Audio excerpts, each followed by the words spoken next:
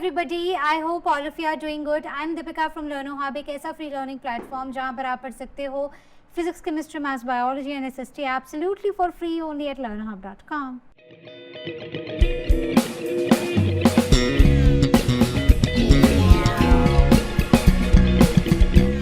तो बच्चों, आज का video ICSE class 7 fractions chapter का लास्ट वीडियो है जहां पर हम वर्ड प्रॉब्लम्स करने वाले हैं। बच्चों, बहुत इंपॉर्टेंट है, जितने भी कॉन्सेप्ट्स हमने पढ़े हैं इस चैप्टर में वो सारे के सारे यहाँ पर अप्लाई होंगे। तो चलिए शुरू करते हैं। तो याद रखना, मेरे साथ कॉपी, पेन, पेपर लिए बिना बिल्कुल मत बैठना और मेरे साथ साथ क्वेश्चंस को सॉल्व करना। चलो शुरू करते हैं फर्स्ट क्वेश्चन से। The question says what fraction is 6 bananas of 4 dozen bananas, right? So number of bananas जो हमें given है, so number of bananas is equal to 6. So number of bananas in 1 dozen is equal to 12 and number of bananas in 4 dozen is equal to 12 into 4, that is 48. So हमें बोला है what fraction is 6 bananas of 4 dozen bananas, right? So the fraction will be equal to 6 by 48 and as we know we need to simplify it. बिना simplify किए अगर हम answer लिखेंगे वो गलत होगा. So 6 6 are 36, 6 7s are 42, 6 8s are 48. So answer is 1 by 8. So this is our answer. Simple था ना? कोई डाउट? तो पता है आपको कहाँ आना है. Next says what fraction is 270 gram of 3 kg? Okay, so given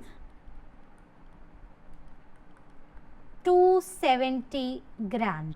So 3 kg is equal to 3 into 100, sorry 1000 is equal to 3000 gram. So fraction अगर मुझे निकालना है तो मैं क्या करूँगी? So fraction will be equal to 270 by 3000. तो it will be तो अब हमें क्या करना है? हमें सिंप्लीफाई करना है. तो let us simplify this. So 300 and 9 and it will be 9 by 100 and this is our final answer. तो क्या आपको कहीं पर डाउट है? दोनों ही क्वेश्चंस बिल्कुल सिंपल थे, बिल्कुल स्ट्रेट फॉरवर्ड चीज़ें पूछी थी, बस हार्डली कुछ चीज़ थी जो हमें सोच कर, दिमाग लगाकर हमें करना था, जैसे कि केजी को ग्राम्स में या ग्राम्स को केजी में कैसे कन्वर्ट करें, एक डज़न में कितने नंबर होते हैं, तो ये सारी चीज़ें हमें पता होनी चाहिए. Next question says Daniel takes 6 by 11 hours to complete his homework and Anna takes 7 by 13 hours to complete it. Who completes the homework faster and by how much? So time taken, तो पहले लिखेंगे हम time taken by Daniel, right? So it is 6 by 11 hours. Then time taken by Anna, so it is 7 by 13 hours. Done. Now अब हमें क्या करना है? We have to compare them. तो compare करने के लिए we will take LCM of 11 and 13. So it will be equal to 143. आप करके देख लेना. अब 6 by 11 है और 7 by 13 है, तो मैं क्या करूँगी? मैं इनको किससे मल्टीप्लाई करूँ कि दोनों के केस में मेरा डिनोमिनेटर 143 आ जाए. तो यहाँ पर हो जाएगा 11 77 और यहाँ पर 13 हो जाएगा, तो ये हो जाएगा 78. तो दिस मीन्स कि अब एक बात मैंने आपको हमेशा ही बताई है शुरू से ही, अगर डिनोमिनेटर सेम है तो न्यूमरेटर्स चेक करो. न्यूमरेटर छोटा तो इसका मतलब कि नंबर भी छोटा. So this means Anna takes less time to do her homework. ठीक है। लेकिन अभी भी एक पार्ट ऑफ क्वेश्चन हमारे पास बचता है एंड दैट सेज कि कितना कम टाइम लिया है। So let me change the colour. अब हमें ये बताना है कि by how much. By how much के लिए क्या करेंगे, सिंपली ये जो दोनों फ्रैक्शंस है ना, आपको इनको माइनस करना है। तो हमें पता है 78/143 इज़ बिगर, तो मैं यहाँ पर लिख रही हूँ। आपको क्या करना है, आपको डिफरेंस निकालना है। सो 78/143 माइनस 77/143, तो देखो बड़ा ही सिंपल है, 143, 78 माइनस 77, तो हमारा जो आंसर है दैट इज दिस। सिंपल। कहीं कोई डाउट आस्क क्वेश्चन सेक्शन में पूछना या फिर लर्न हब स्वयं में क्लास को बुक कर लेना। Next question is a shirt was marked at ₹540. It was sold at 3/4 of the marked price. What was the sale price? तो जो उसका MRP था, ठीक है, so MRP of short that was ₹540. It was sold at 3/4 of the marked price. So the sale price is equal to 3/4 of the marked price, that is 540. तो answer क्या आ जाएगा, हम यहाँ पर सबसे पहले सिंप्लीफाई कर लेते हैं ताकि हमारी कैलकुलेशन इजी हो जाए। तो it will B 4 1s are 4, 4 1s are 4, 1, 4 3s are 12, 2 4 5s are 20, ठीक है, ओके। आगे बढ़ते हैं। So it is 3 × 1 3 5, so 5 3s are 15, 1 3 3s are 9, 10, 1 3 1s are 3, 4. So the answer is 405. So the sale price was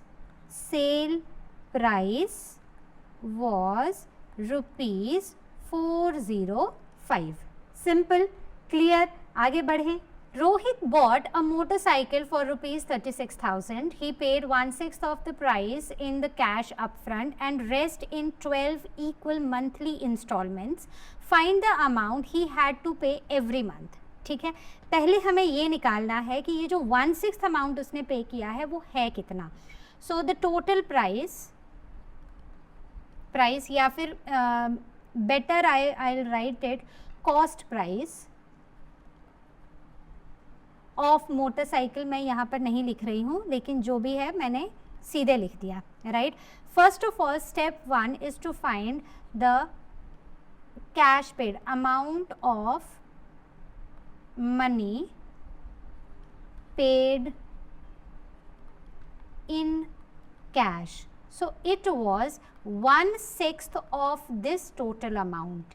तो ये हो गया, right. अब मैं क्या करूँगी, पहले इसको यहाँ पर सिंप्लीफाई कर लूँगी, और मुझे पता है कि आपके दिमाग में एकदम आ चुका है कि सिंप्लीफाई करके ये क्या आएगा। आ गया ना, चलो आगे चलो। अब आगे नेक्स्ट स्टेप में हम क्या करेंगे। सो इट इज़ ₹6,000 जो उसने कैश दिया है, right.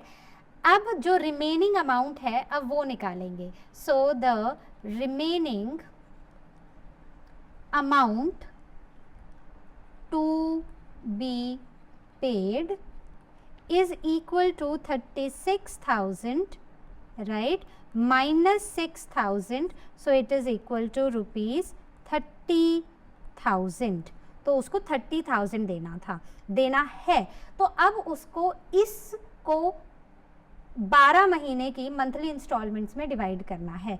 So the monthly instalment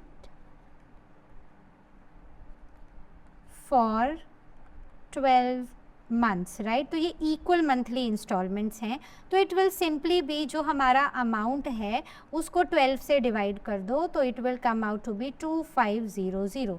so the amount, मतलब इसका आंसर होगा amount he had to pay, amount he had to pay every month is equal to ₹2,500, correct. आगे बढ़ें। Next question says I read 4/9 of the book on one day and 3/5 of the remaining next day. If 100 pages of the book were still left unread, how many pages did the book contain? तो मान लेते हैं let number of pages in the book is x. ठीक है, कितने पढ़े हैं?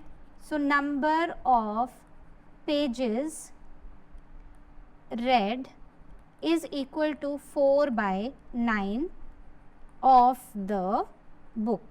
ठीक है, सॉरी मैंने तो ब्लड ही लिख दिया, इट इज़ बुक. ओके, सो इसको करेक्ट कर लेना. So it's book. ओके, मुझे निकालने हैं remaining pages. So remaining pages होंगे it will be x minus 4x/9. ठीक है, तो ये आ जाएगा 5x/9. आप करके देखना, LCM 9 आएगा. 9x minus 4x will be 5x/9. ठीक है, अब यहाँ पर हमें बोला है कि next day 3/5 of the remaining next day. तो अब जो बचा था उसका 3/5 नेक्स्ट डे पढ़ लिए. तो book, so the pages read next day. So 3/5 into 5x/9. So it will be 3.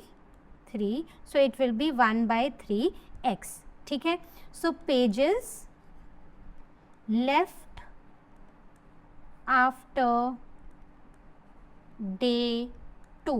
So it will be equal to 5x/9 minus 1/3, 1x/3 मतलब ऐसे. तो ये हो जाएगा 9. तो 5x minus 3x is equal to 2x/9. तो ये आ गए हमारे वो पेजेस जो बचे हैं. अब हम क्या करेंगे बच्चों, यहाँ पर हमें निकालने हैं कि कितने टोटल नंबर ऑफ पेजेस हैं. तो इन्होंने हमें बोला है कि 2 दिन पढ़ने के बाद भी ना 100 पेजेस बच गए हैं. तो अब हमें पता है कि जो रिमेनिंग पेजेस हैं दे आर 2x/9. क्या है? 2x/9. और क्वेश्चन में दिया है कि ये वो पेजेस हैं विच आर इक्वल टू 100.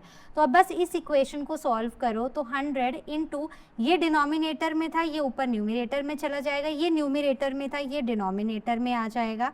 तो ये हो जाएगा 50. So x is equal to 9 5s are 45 and 0.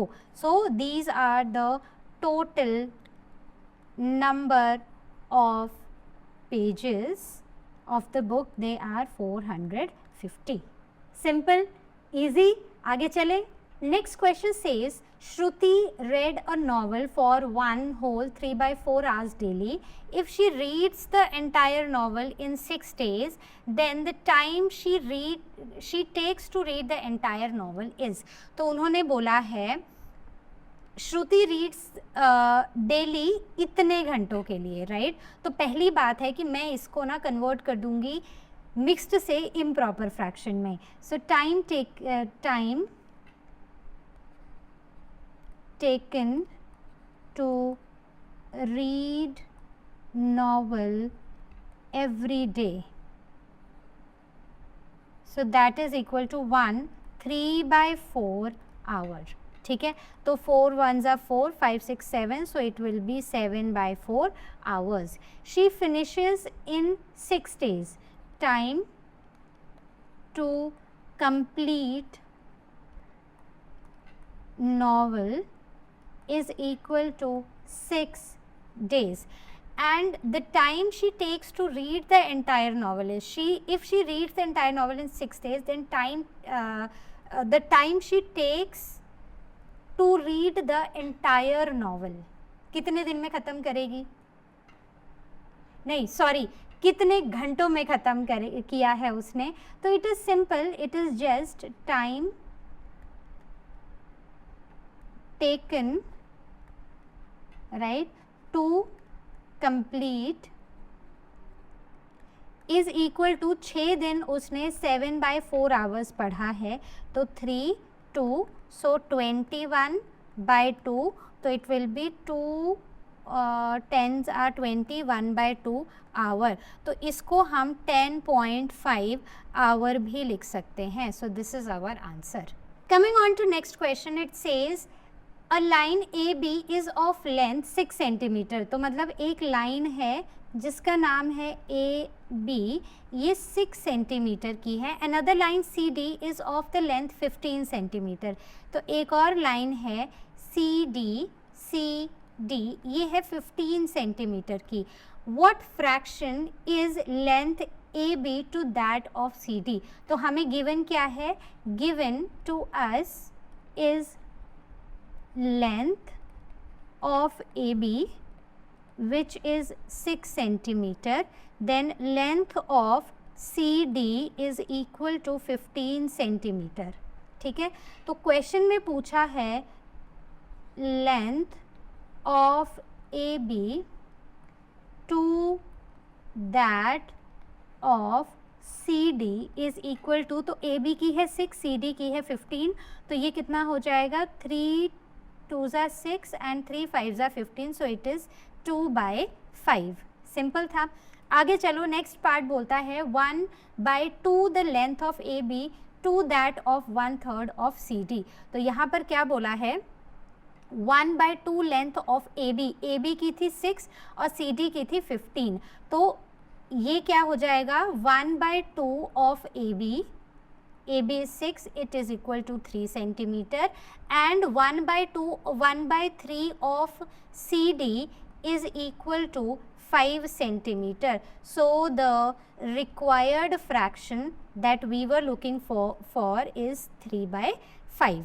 Next is 1/5 of CD. So CD is 15, AB is 6. So 1/5 of CD is equal to 5 3s are 15, 3 centimeter. So the required fraction this time is CD by AB, which is equal to 1/2, and this is our answer। Second part का answer ये है। Simple है, कोई doubt तो नहीं है, बिल्कुल simple सी चीज़ें हैं। मोस्टली हम क्या करते हैं बच्चों, हम डर जाते हैं क्वेश्चन सॉल्व करने से पहले, तो वो नहीं डरना है, ये बात आप बिल्कुल ध्यान रखना। Next question says from a sack of potatoes weighing 120 kg a merchant sells portion weighing 6 kg, 5 whole 1/4 kg, 9 whole 1/2 kg and 9 whole 3/4 kg respectively. How many kgs did he sell?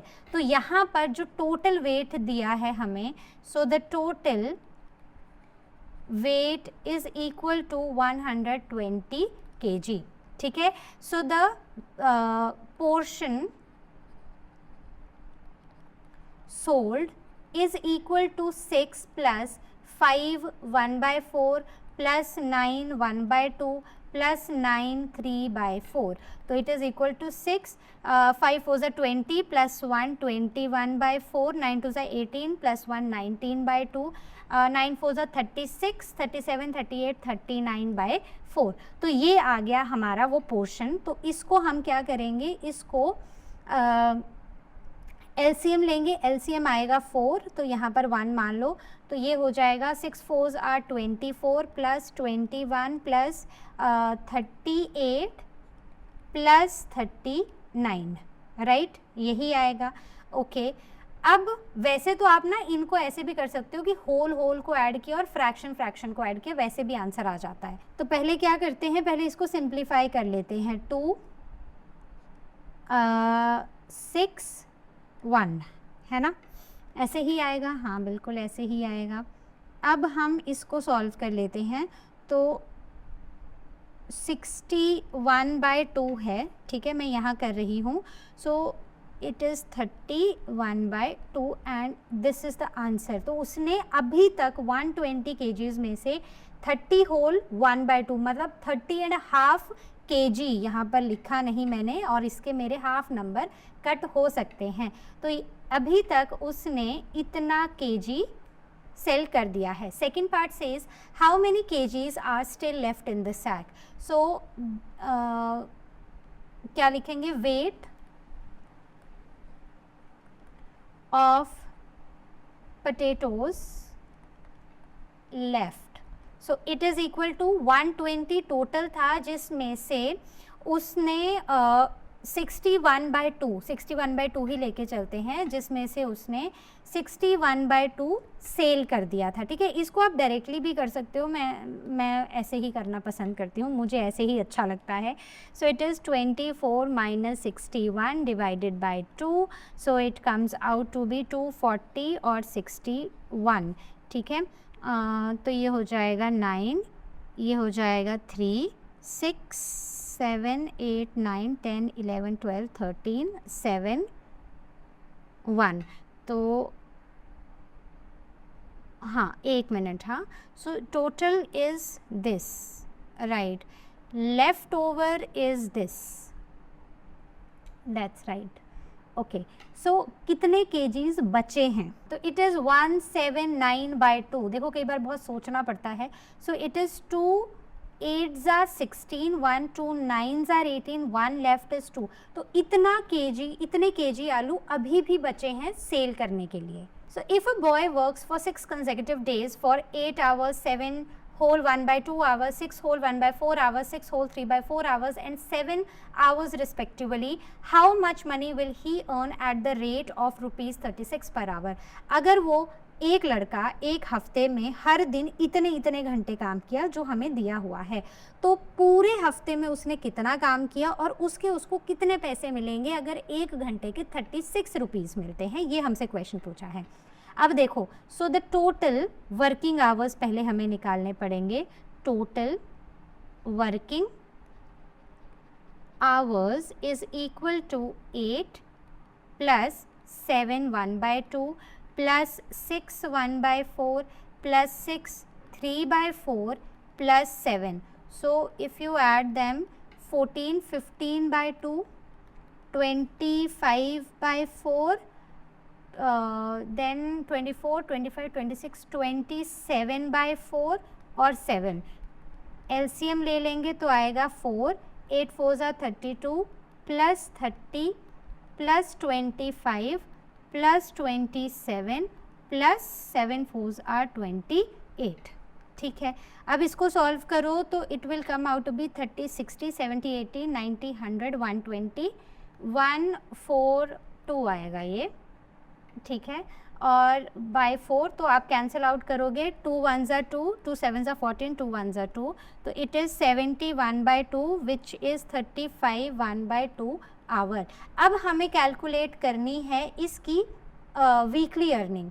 So rate that is given to us is 36 per our. तो ये क्या हो जाएगा 35, मतलब अगर मैं इसको 71/2 से ही कर लेती हूँ इंटू 36, सो 18 एंड ये कितना हो जाएगा, it will B 18 1s are 18 8 127 rupees. तो उसका जो टोटल वीकली जो उसने अर्न किया है that is 1278 rupees. Next question is, in a business, Ram and Deepak invest 3/5 and 2/5 of the total investment. If ₹40,000 is the total investment, calculate the amount invested by each.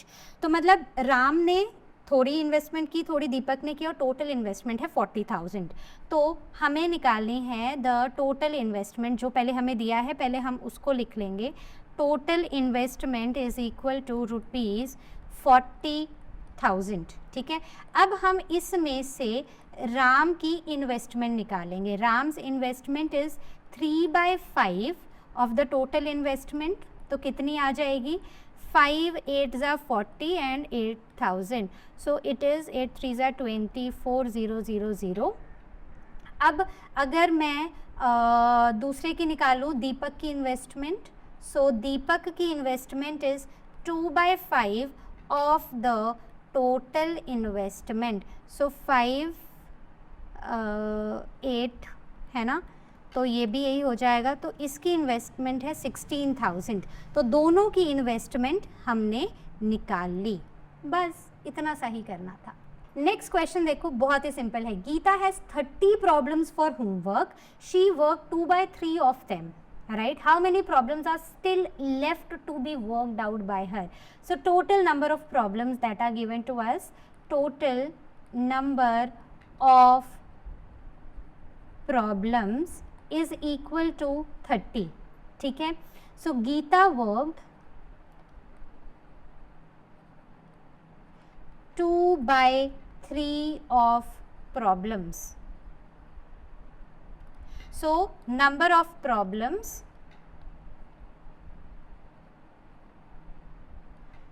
Geeta worked on, so it is equal to 2/3 into 30. तो ये है 10 and this is 20. So she completed 20 problems and the problems left is equal to 30 minus 20, that is equal to 10. So let's take a look at the next question. A picture was marked rupees 90. It was sold at 3/4 of its marked price. What was the sale price?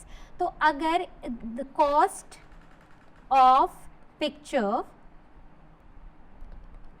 was rupees 90, it was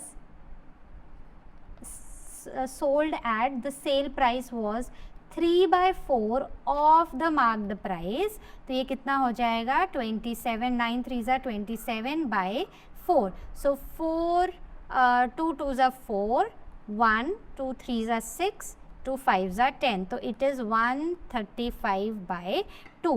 तो it will be equal to कितना हो जाएगा 2 6 are 12, 2 7s are 14.5. So it was sold at 67.5 rupees. Coming on to next question. So the question says a rope is 25 hole 1/2 meter long. How many pieces each of 1 hole 1/2 meter length can be cut from it? तो हमें बताया है length of rope, हमें दी गई है length of rope is equal to 25 1/2 meter, right? Now the length of each piece is equal to कितनी है 1/2 meter, right? तो पहले इम्प्रॉपर फ्रैक्शन को मतलब मिक्स्ड को इम्प्रॉपर में चेंज कर लेते हैं. So it is 51/2 metre and this is 3/2 metre. अब हमें निकालने हैं कि कितने नंबर ऑफ पीसेस बनेंगे. So number of pieces would be the length of the rope, जो लेंथ है रोप की, right, divided by length of each piece. So the length of each piece. तो ये होगा length of rope is 51/2 divided by 3/2. अब वही करना है क्या, keep change flip. So keep the first number, change the sign and flip the last number. तो इनको करेंगे तो आंसर आएगा 51/3. और अब अगर आप इसको अब आप इसको कैसे करोगे, मिक्स्ड में करना पड़ेगा. 3 1s are 3, 2 3 7s are 21. तो इसका मतलब है जो हमारा आंसर है that is 17 metre.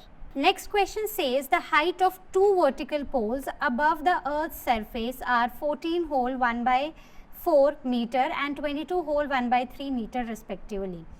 How much higher is the second pole as compared with the height of the first pole. तो पहली बात है कि हमें, अगर मैं इन दोनों नंबर्स को देखूँ ना, मतलब ये जो हमें वैल्यूज़ दी हैं, अगर मैं इनको देखूँ तो जिसका होल नंबर बड़ा होता है वो नंबर बड़ा होता है, राइट? तो एक बात, अगर आपको कभी भी कंपैरिजन आता है ऐसे मिक्स्ड फ्रैक्शन में, तो आप उसका होल नंबर देखो. अगर होल नंबर बड़ा है तो इसका मतलब वो नंबर, मतलब वो पूरा का पूरा मिक्स्ड फ्रैक्शन बड़ा होगा. अब हमें पूछा है कि ये 2 पोल्स की हाइट है, तो पहले लिखते हैं हाइट ऑफ फर्स्ट पोल कितनी हो जाएगी 14 1/4 मीटर. तो अब अगर आप इसको सॉल्व करोगे इट विल बी 57/4 मीटर. फिर आते हैं height of second pole, so it will be 22 1/3 metre. तो इसको करोगे तो 67/3 मीटर आंसर आ जाएगा। अब हमें बोला है हमें दोनों की हाइट का कंपैरिजन करना है कि सेकेंड पोल फर्स्ट से कितना बड़ा है। सो फॉर कंपैरिजन हम क्या करेंगे, हम डिफरेंस निकालेंगे, difference between height of second pole minus height of first pole। ठीक है, तो 67/3 माइनस 57/4। अब अगर आप इसका एलसीएम लोगे, एलसीएम आएगा 12। ठीक है, अब अगर इसको सॉल्व करने जाएं तो 67 को हमें 4 से करना पड़ेगा, तो 7 4s are 28, 2 हाँ 24 25 26, तो ये आ जाएगा 268 माइनस 57 को हम 3 से करेंगे, 7 3s are 21, 2 15 16 17 171, राइट। अब इन दोनों को अगर आप सब्ट्रैक्ट करो तो 7 देन 6 7 8 9 97, तो आंसर आएगा 97/12। और अब इसका जो फाइनल आंसर है मीटर में वो आप मुझे बताओगे, आप इसको मिक्स्ड फ्रैक्शन में चेंज करोगे। Next question says Shyam bought a refrigerator for ₹5,000. He paid 1/10 of price in cash and rest in 12 equal monthly installments. How much did he have to pay each month? Right? तो हम लिखेंगे cost of refrigerator। तो कितनी cost दी गई है हमें? हमें दी है 5,000। ओके, सो कैश पेड कितना है, कितना कैश उसने पे किया? 1/10 ऑफ द प्राइस। तो 1/10 ऑफ प्राइस का मतलब है कि उसने 500 रुपीज़ कैश पे कर दिया। The rest in 12 equal monthly instalment, तो बाकी जो था ना वो इक्वल मंथली इंस्टॉलमेंट्स में पे किया। How much did he have to pay each month? So amount remaining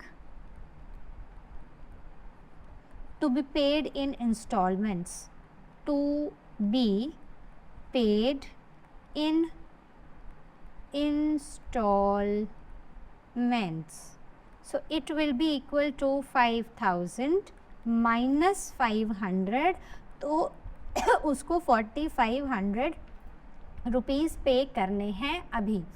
ये करने हैं 12 महीने में। सो इंस्टॉलमेंट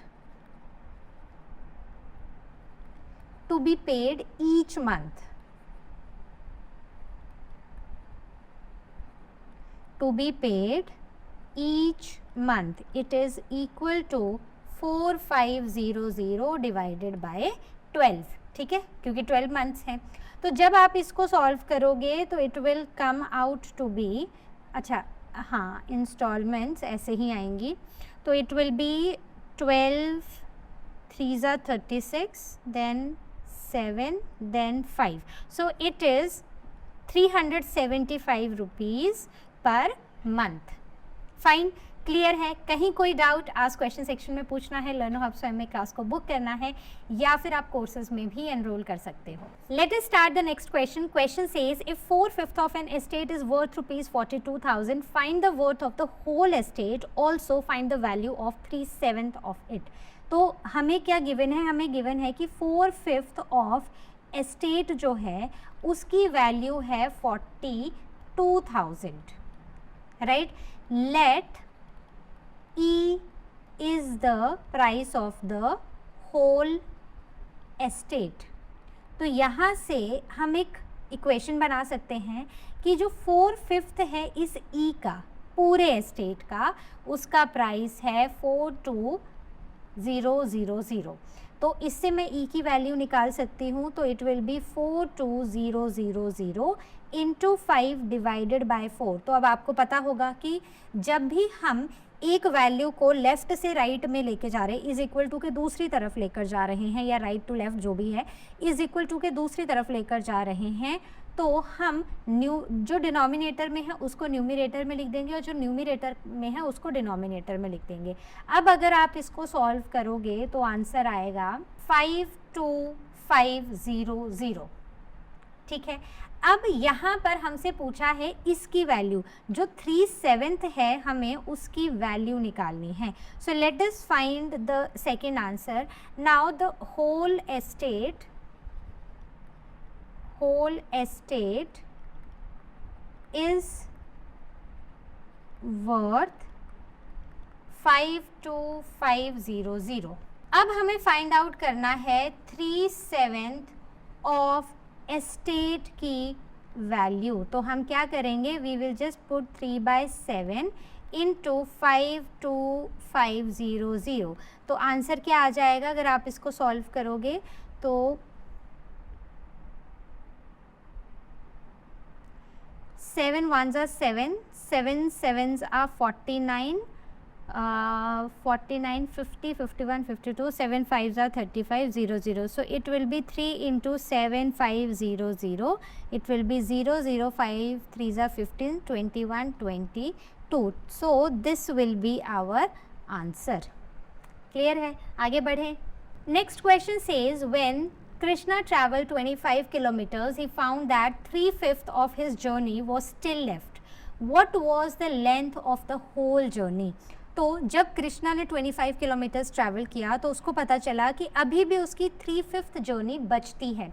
तो हमें ये बताना है कि पूरी जर्नी की लेंथ कितनी है। So let length of entire journey is equal to x। ठीक है, इसको हम मान लेते हैं x। एक सेकेंड रुको, तो क्यों इतनी कटिंग करनी है। So I will write over here neatly, it is x kilometre, right. So now after travelling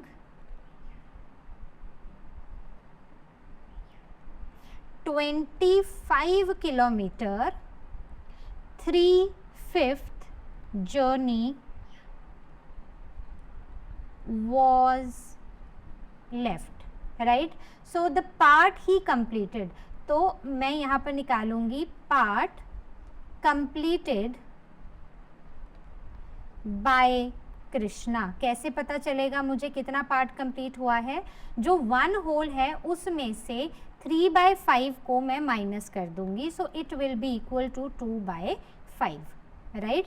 तो हम ये बोल सकते हैं, दस वी कैन से दैट कि जो 2/5 ऑफ x है, मतलब जो एंटायर जर्नी का 2/5 है, it is equal to 25, right. तो मतलब ये जो उसने 25 किलोमीटर्स ट्रैवल किया है, ये 2/5 किलोमीटर है पूरी, मतलब 2/5 है पूरी जर्नी का।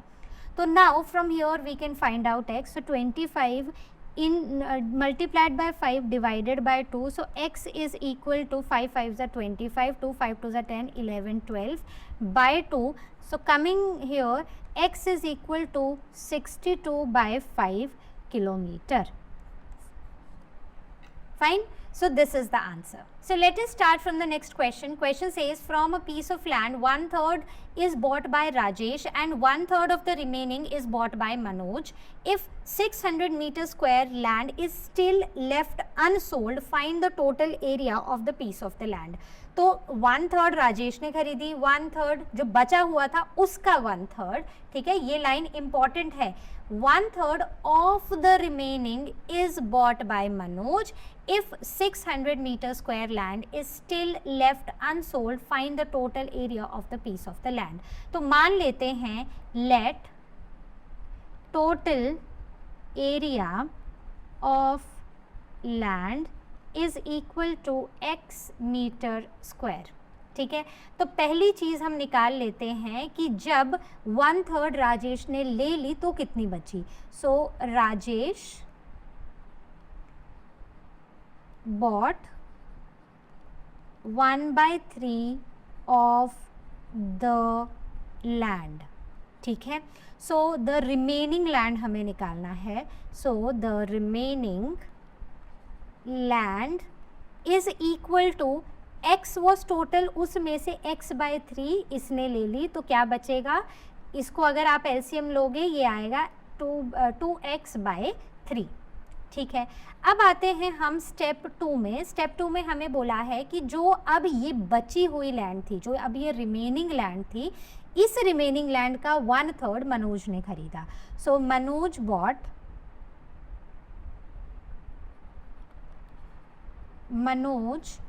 bought 1/3 of remaining.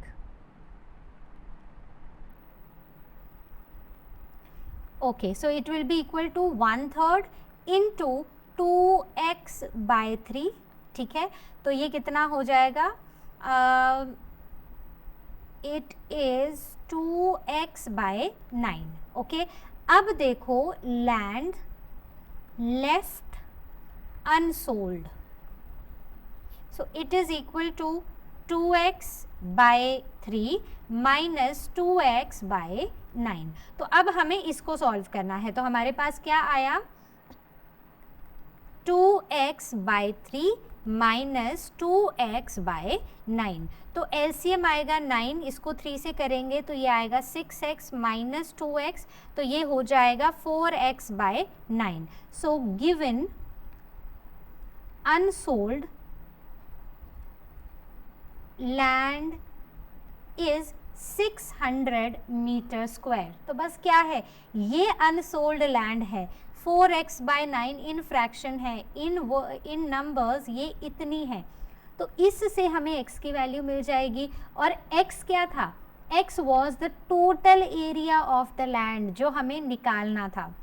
निकालो x की वैल्यू। So it is 600 into 9 divided by 4 metre square. So x is equal to, it is equal to 4 1s are 4, 4 1s are 4, 2 4 5s are 20, 0 0 45 4 9 10 11 12 13।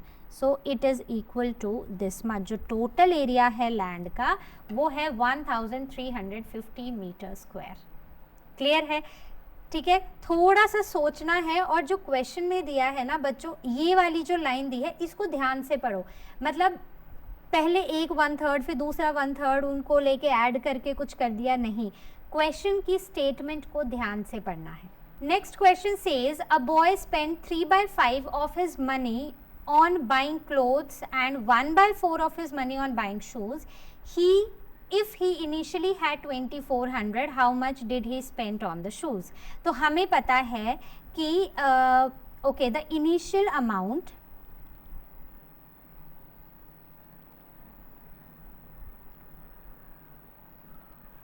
of money is equal to 2400, ठीक है। Money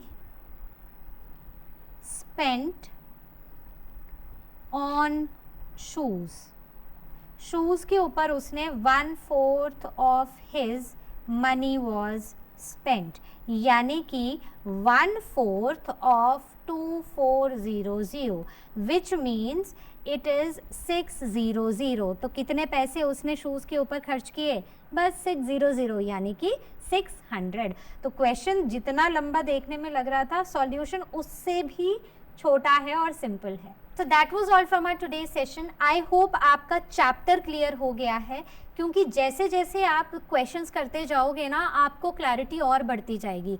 जितने questions मैंने कराए हैं बच्चों, आप कोई भी बुक स्कूल में फॉलो कर रहे हो, आपने रिगार्डलेस ऑफ दैट आपने सारे क्वेश्चन सॉल्व करने हैं, ठीक है। पहली बात, खूब सारी प्रैक्टिस करनी है, और जब हमें simple addition, subtraction, multiplication, division आता है, we are able to solve them very easily, क्योंकि सामने लिखा हुआ है कि प्लस करना है, माइनस करना है, मल्टीप्लाई, डिवाइड करना क्या है।